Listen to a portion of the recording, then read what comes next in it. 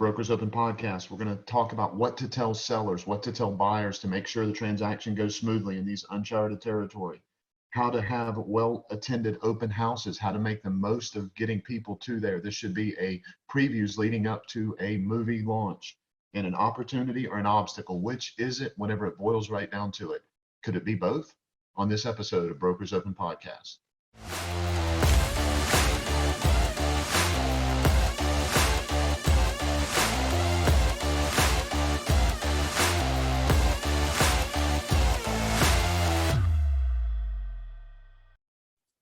Hello out there in podcast land. It's Friday, so everybody knows it's Brokers Open Podcast Friday. What's up, Justin?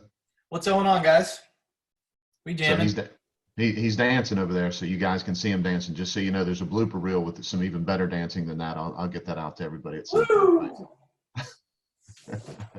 Wearing shorts and a t-shirt. Actually, I want to talk about this t-shirt. I specifically wore this t-shirt today for the podcast. I knew we were going to be recording because we're going to be specifically talking about real estate and everything that you guys need to be doing during this whole deal and what's going to be coming out of it on the other end. But this is my little 2 seconds on supporting local.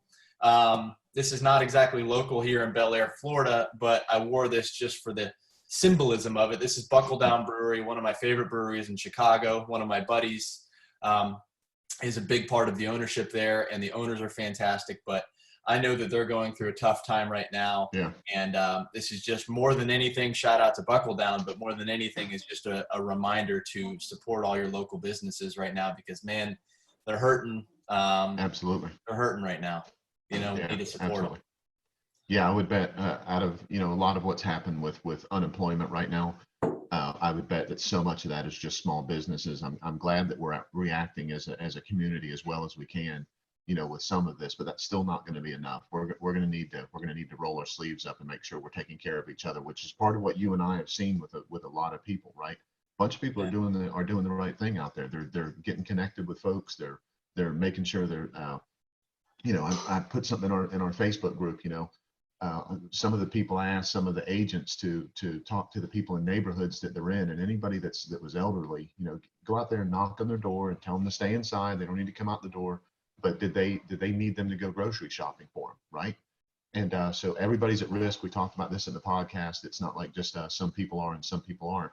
But there's some people that are really homebound in good times, right? They're going to need food. Their shelves are going to be bare. They're going to need all the essentials and everything. So I put it in our Facebook group, and I had a whole bunch of people go out and do it in the community that we're in. Man, I was so grateful that everybody did that. They got out there and went shopping for some people and picked some stuff up. A couple people were getting gas in cars for friends and stuff like that. So anything we can do to pull together like that to be a good community, man, I love it. And let us know about it. Put it in the comments. Absolutely. And that all starts from being local, like Justin was saying. So let us know how we can help with that.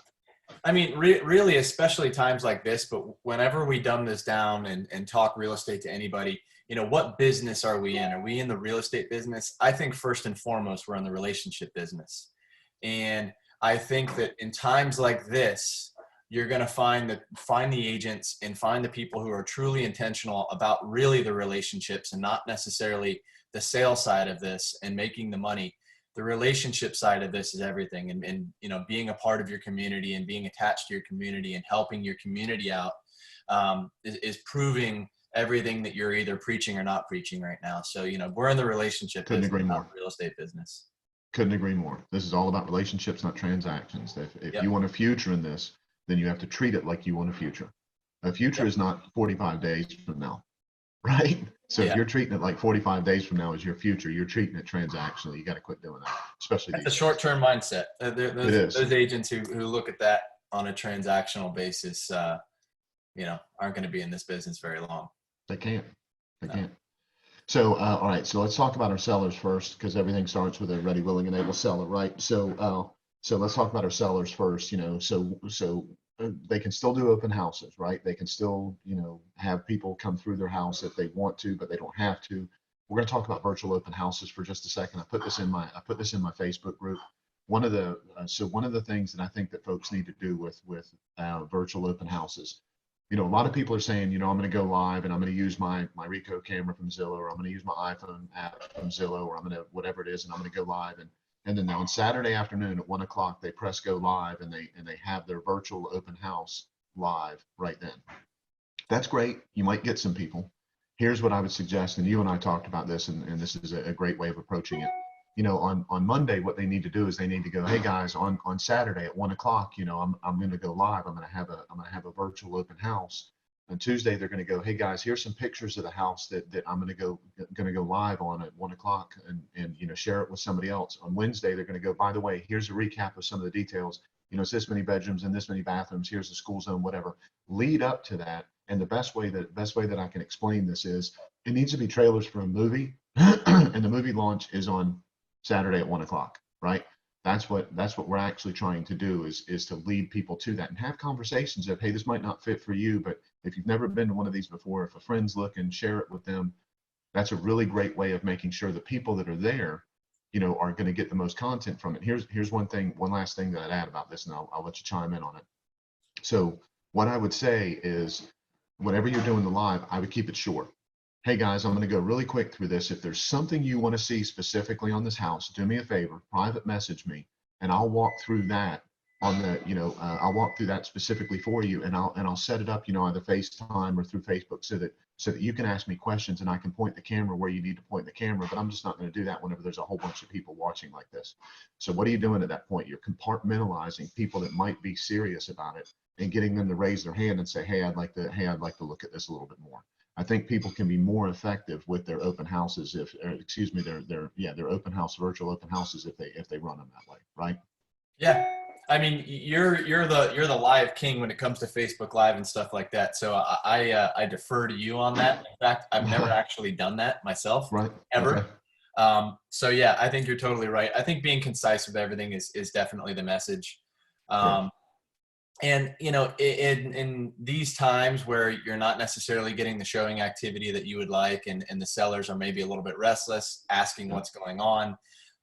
What a great way for you to show that you still have their best interest in mind. You're still marketing their property. You still care. You are still there.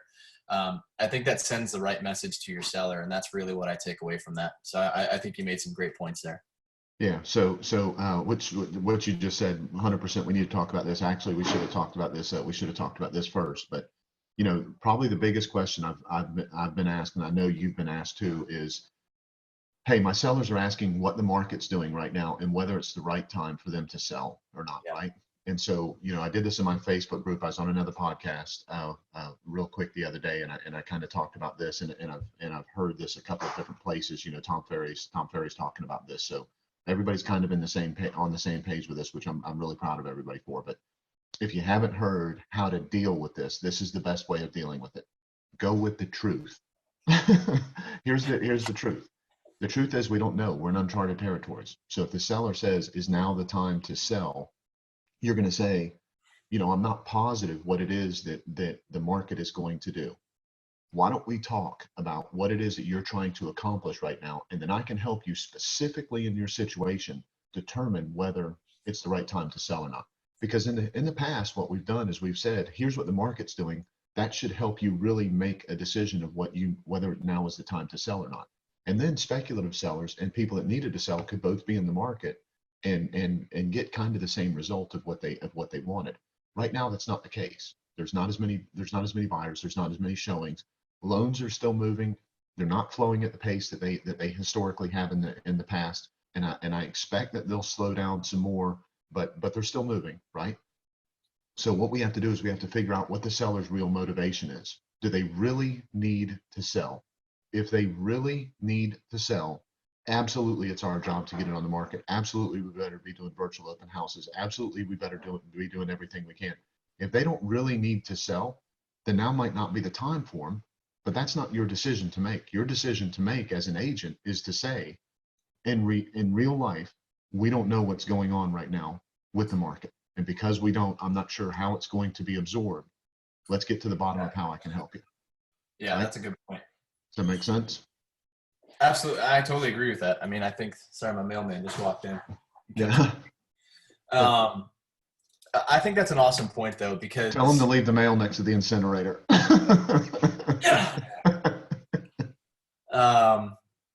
I just lost my train of thought, but yeah, people are, the people that act like they know what's going to happen right now, are silly. And the other end of that spectrum too is that, people, when this happens, tend to fall into that state of fear.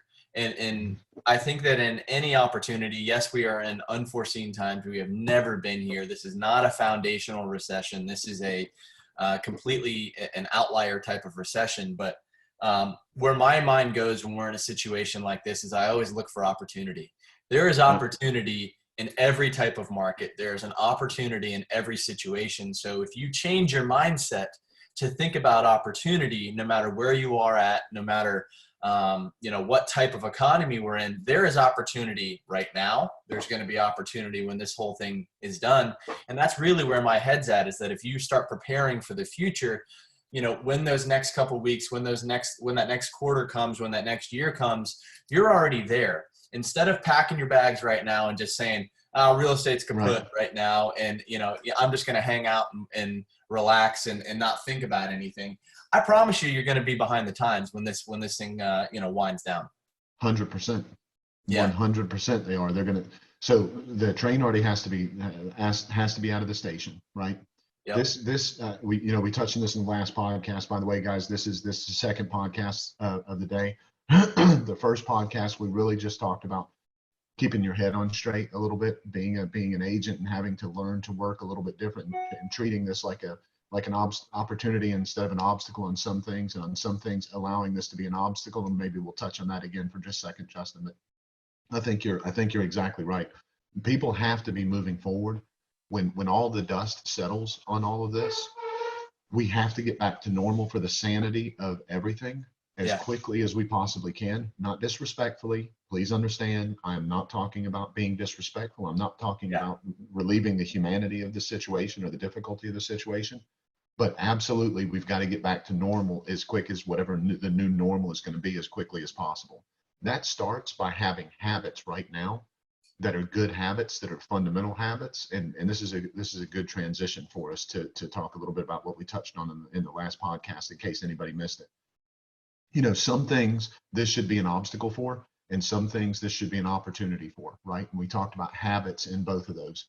And so how about if I talk about a little bit of opportunity, and then you talk about some habits that this should be obstacles for? Yeah, okay? Definitely. So opportunity, learning how to work with different tech. You should absolutely be learning how to work with different tech right now. If you've been afraid, now there's never been a better time to screw up in front of your whole sphere of influence on tech than right now. Get out there on the Facebook Lives, or get out there on video, or get out there on, sending out an email by accident to everybody that says, oh shit, I shouldn't send this email out. And all of a sudden it goes out. Now is the best time to do all of those things, because people are going to laugh. They're going to be engaged. They're going to be forgiving. They realize we're going through this together. They've never realized that as much as they do right now whenever it comes to the real estate industry. I've never seen it like that. Yeah. Like how it is right now.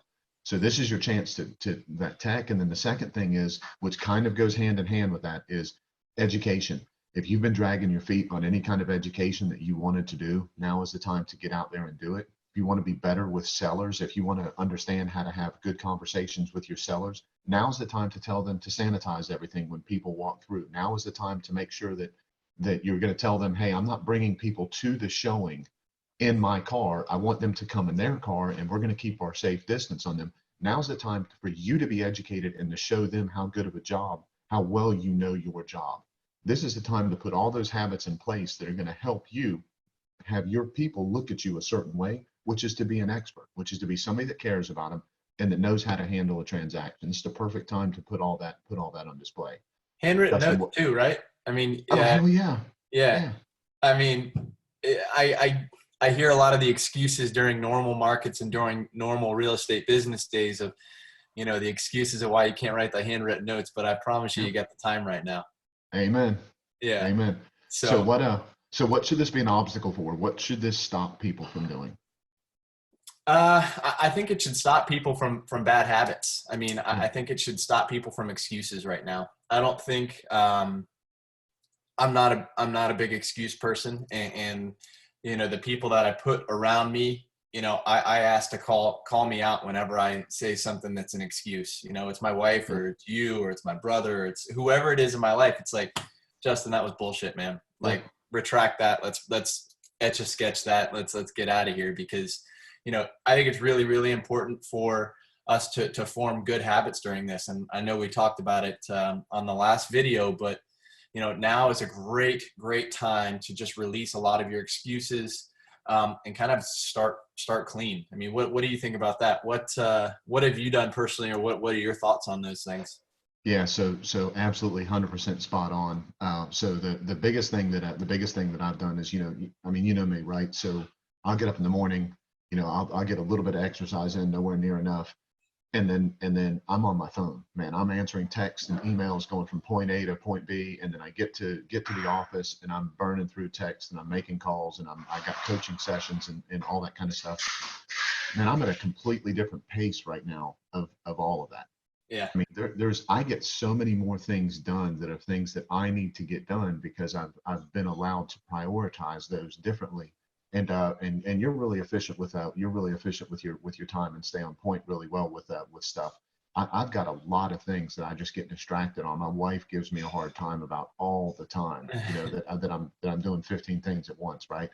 And so this has allowed me to kind of focus in on getting one thing done instead of another. And part of the reason why is right now, if you don't get something done, because I'm an immediate get it done guy. If I can get something done immediately, I want it done immediately, right? People are a little bit more forgiving, it seems in my mind, if things don't get done as immediately as they possibly can.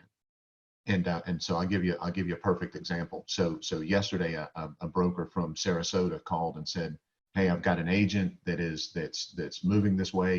He talked to me. He wants to talk to you. He lives in Clearwater. He might be a good fit for your office." I said, "Absolutely." I said, "Listen, I'm right in the middle of like 50 things.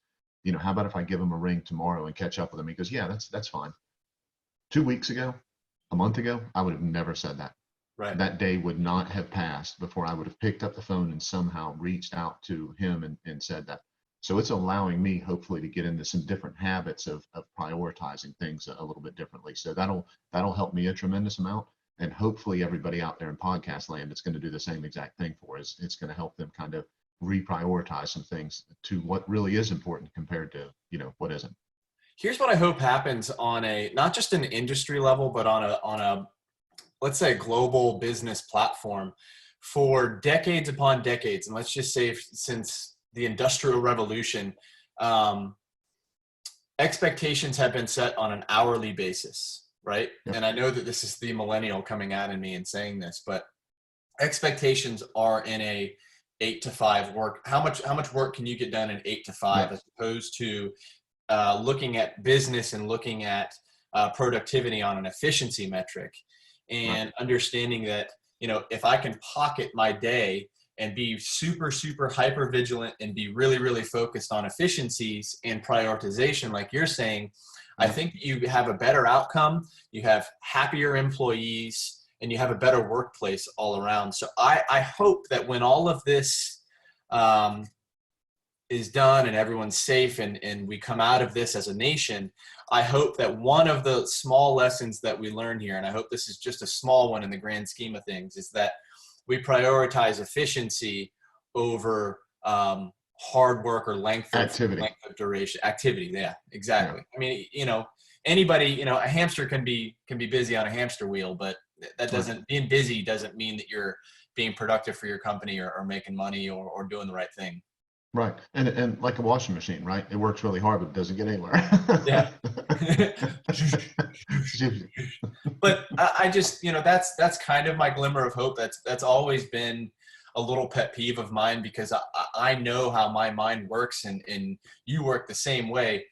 I work better when I have that creative flow and I'm able to kind of, flush that out my way, as opposed to, here's what you got, go get them. So. Yeah, 100%. Great point. Absolutely fantastic point. So I'm going to hit on some tips really quick for buyers and sellers, just because I want to make sure there's some good content. if anybody reaches out to us and they need this in like kind of a flyer format, we've got it. So if you're out there in podcast land and you need a copy of this, just put it in, just get in contact with us on Facebook and we'll post it out there for you. Okay. Mhm. But so really quick, a couple of quick things is, everybody needs to be doing hand sanitizer, even if they've been doing a lot of exercising like you've been doing, right? Yep. The seller shouldn't feel like they have to leave the home.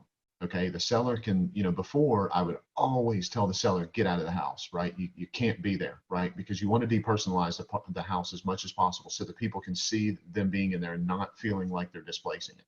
I think in this environment, it's going to do the exact opposite.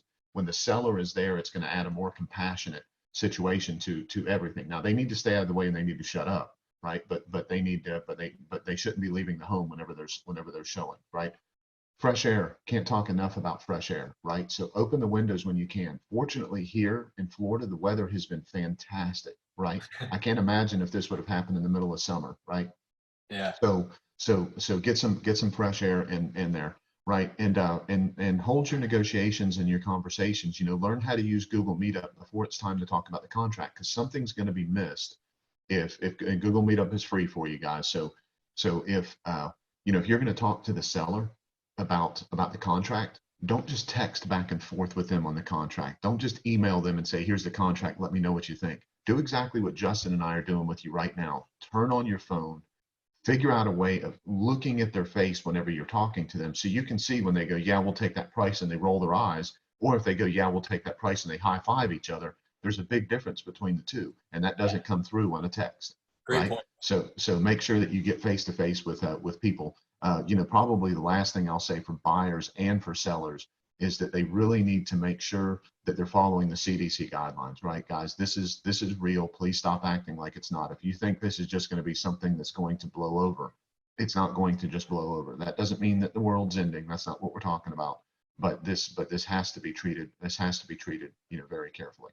So on the buyer side, really quick, limit the number of showings. You don't need to be showing 10, 12, 15 houses to people. They shouldn't be walking through more than 1 or 2 houses every day or every other day. So don't set up a 15-hour marathon house showing session with everybody, right?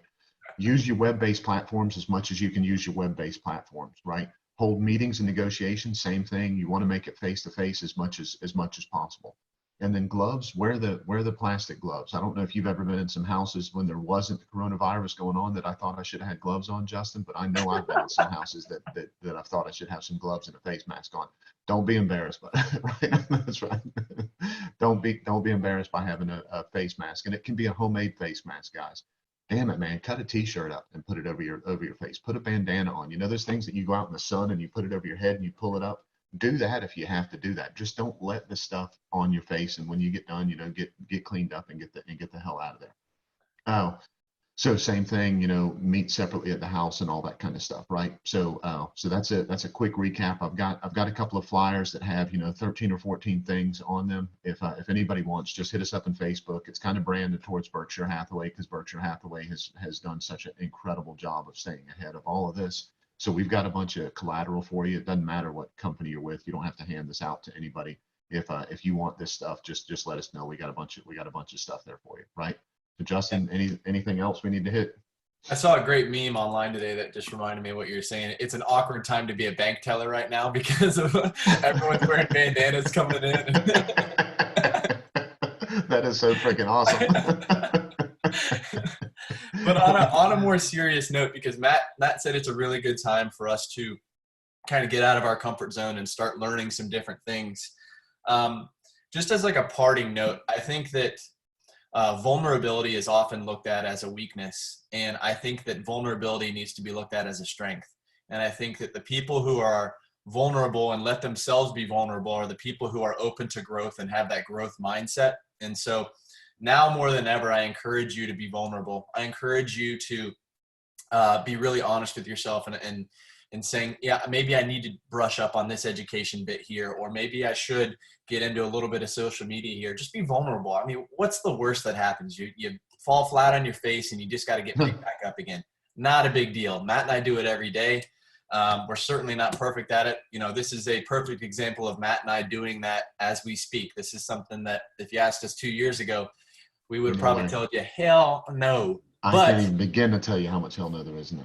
yeah, but vulnerability is good. Vulnerability is really, really good for growth. So if you're looking to become a better person, if you're looking to have a better version of yourself, and vulnerability could be exercise related, diet related. Vulnerability is everything. So let yourself be vulnerable. Get better. This is a great time to form those habits. And I think it starts with vulnerability. Great point, Justin. Absolutely fantastic point. So always Cool. like, comment, subscribe, ask us questions. We are here to help. We have bountiful amounts of time to help you. We would love to help you.